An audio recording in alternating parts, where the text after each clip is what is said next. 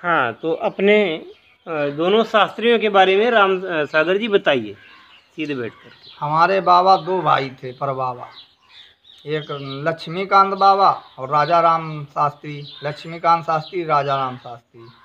तो लक्ष्मीकांत छोटे थे और राजा राम शास्त्री बड़े थे। उन्होंने वेदों में भी संशोधन किया, जो कि आपको अभी भाई साहब ने दिखाया। पुस्तक में, छपी हुई पुस्तक में लिखा है। कई एक वेदों के कई उन्होंने संशोधन किए थे। हाँ, और श्री लक्ष्मी वेंकटेश्वर प्रेस से उनकी कई किताबें वो संशोधित छपी भी थी। और कुछ ये जो सामने रखे हैं ये अप्रकाशित रखे हैं। इनको अगर छपवा दिया जाए, मैं समझता हूँ काफ़ी कुछ प्राचीन विद्याओं के बारे में जानकारी मिलेगी। और ये ग्रंथ अप्रकाशित है, ये भी सब हस्तलिखित है। एक उधर हस्तलिखित है, एक उधर हस्तलिखित ग्रंथ है। तो ये हम बहुत संभाल करके और इसे रखे हैं। और हमारे परिवार में काफ़ी लोगों के यहाँ पुस्तकें थी, पारिवारिक लोगों के यहाँ, वो न छप सकी। उन्होंने तो कूड़ा में फेंक दी, गला दी, बैठा दिया। लेकिन हम अभी बहुत सुरक्षित रखे हैं। और इनको सोचते हैं इस आशा में कि कभी शायद कोई ऐसा विद्वान परिवार में दोबारा पैदा हो जो इन पुस्तकों की कीमत को समझ सके, इस ज्ञान की कीमत को समझ सके। हालांकि आधुनिक काल में अब इन वेद विधानों की ओर लोगों का ध्यान कम है और इनके ही परिवार में अब ऐसा आज की तारीख में ऐसा कोई विद्वान मुझे नहीं लग रहा है। परंतु इनके पिताजी हैं जो गुरुजी, उन्होंने अपने जीवन में काफ़ी कुछ किया है और इन विद्याओं के माध्यम से ही उन्होंने बहुत कुछ सफलता हासिल की है। उनके जीवन में इतने कष्ट आए, इतने उन्होंने जीवन में कष्ट भोगे, कई मुकदमे और तमाम कुछ ऐसा कुछ उनके साथ हुआ जिसको यहाँ बताना ठीक नहीं लग रहा है। लेकिन उस पर भी विजय उन्होंने प्राप्त की और अंत में उनके विरोधियों ने जब उनके चरण पकड़े कि पंडित जी हम आपकी बराबरी नहीं कर पाएंगे, अब हमें माफ़ कर दो, अब हमारा आपका आज के बाद से कोई भी शत्रुभाव नहीं रहेगा, ऐसा ही तो है। तब इन्होंने छोड़ा उनको। हालांकि उन्होंने कर्म तो ऐसे किए थे कि उनको दंडित ही किया जाना चाहिए था, लेकिन उन्होंने इतना कष्ट भोग कर भी उनको क्षमा कर दिया। और मैं समझता हूँ कि पंडित जी ऐसे व्यक्ति हैं, आज उनकी उम्र 80 वर्ष की है, तो इन्हीं पुस्तकों के माध्यम से कुछ विद्याओं को उन्होंने प्राप्त किया था। वो किताब भी मुझे एक दिखाई थी।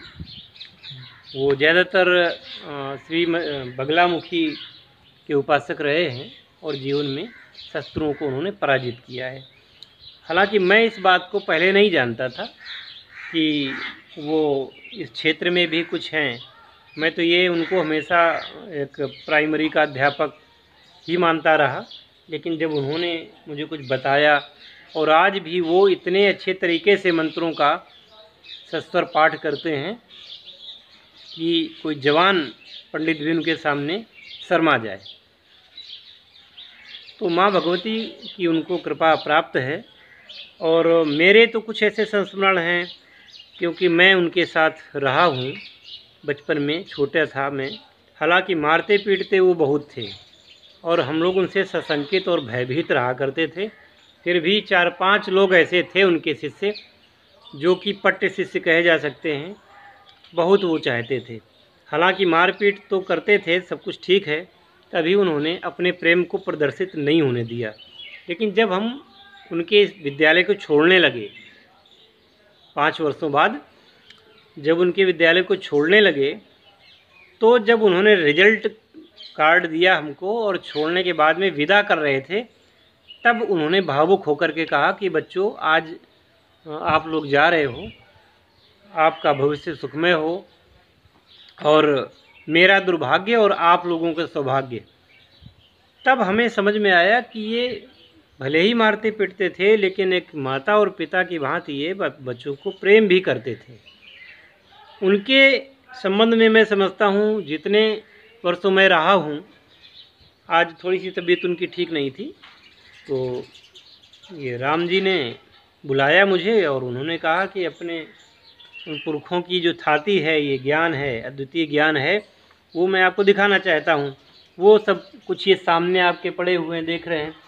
और गुरुजी ने, क्योंकि उनके ऊपर भी मैं अगर एक पुस्तक लिखूं तो पूरी पुस्तक लिख जाएगी केवल उनके बारे में, इतने उनके आख्यान हैं।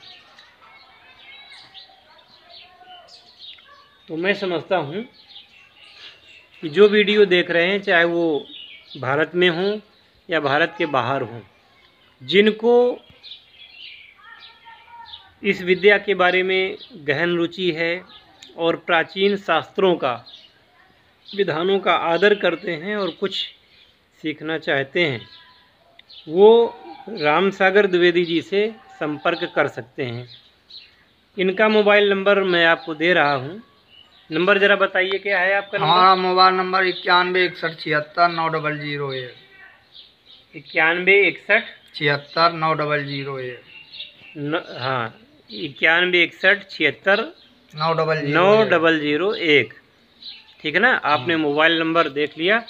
और यदि आप इनको कोई सहयोग करना चाहते हैं इन पुस्तकों के रख रखाव के लिए, इस मंदिर के लिए, हालांकि मैंने इनको सलाह दिया है कि जो ये इनके प्राचीन मंदिर है, इनके पुरखों को बनाया हुआ मंदिर है, जिनमें इनके ही दादाजी के लड़के श्याम जी द्विवेदी, जो आजकल औरैया में रहते हैं, उन्होंने इस मंदिर का पुनर्निर्माण करके सुंदर बना दिया है। इस मंदिर के रख रखाव के लिए मिलना चाहते हैं या गुरुजी से भी मिलना चाहते हैं तो आप राम सागर जी से डायरेक्ट संपर्क कर सकते हैं।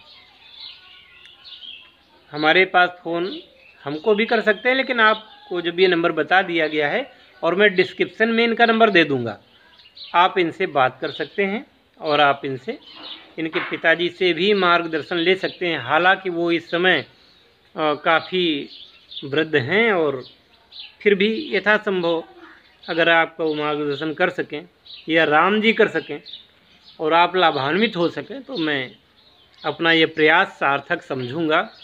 अब ब्राह्मणत्व का तो बड़ा ही अंत हो रहा है।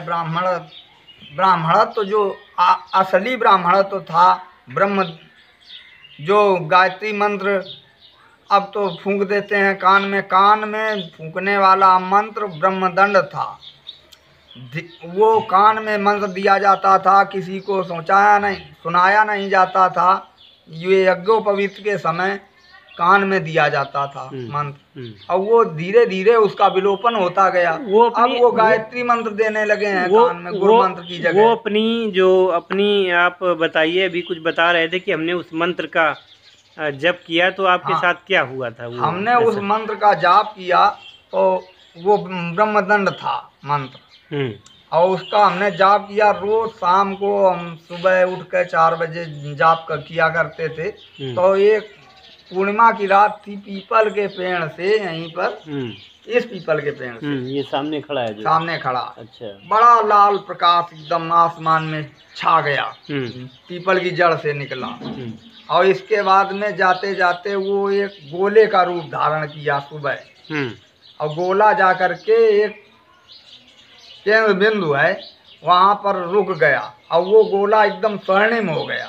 तो हम तो जाप करते रहे बराबर। तो हमारी धर्मपत्नी ने बहुत डांटा कि अब ये करना था तो शादी क्यों की, और बहुत जोर जोर लड़ने लगी, बिगड़ने लगी। तब हम उतर ही आए, नहीं तो कुछ हो जाता। उस दिन कुछ प्राप्ति थी, लेकिन हम इतना जानते हैं कि हमारे पूर्वजों ने कुछ किया है और वो हमारी धरोहर के रूप में है। आज भी हम लोगों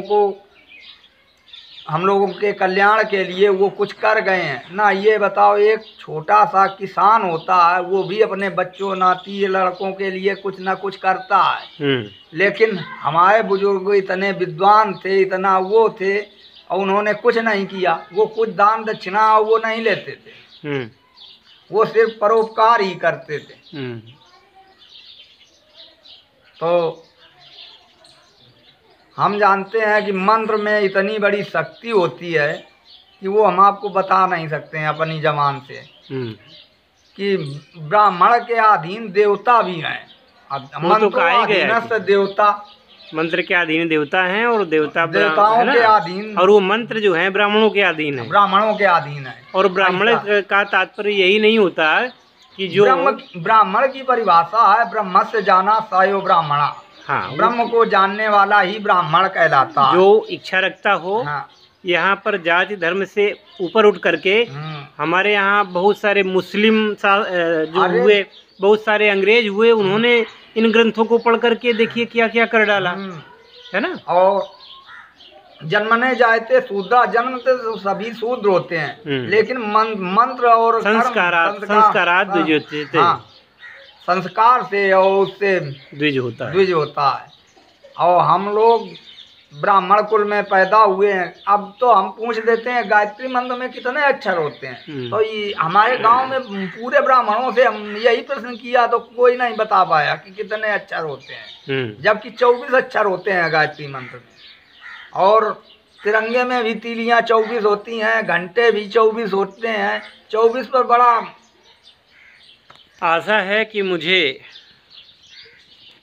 मेरा जो प्रयास मैंने आज किया है और इस गांव के बारे में काफ़ी कुछ है। जब ऐसे महान लोगों की ये जन्मभूमि रही है तो निश्चित रूप से यहाँ बहुत कुछ ऐसा है। ये तो खोजने वाले की बात है कि वो खोज सके, जिज्ञासु हो सके। आप बात करना चाहते हैं तो आप राम सागर जी से बात भी कर सकते हैं, और कोई संदेह नहीं है, ये बिल्कुल बिना किसी लाग लपेट के आप लोगों को बताएंगे।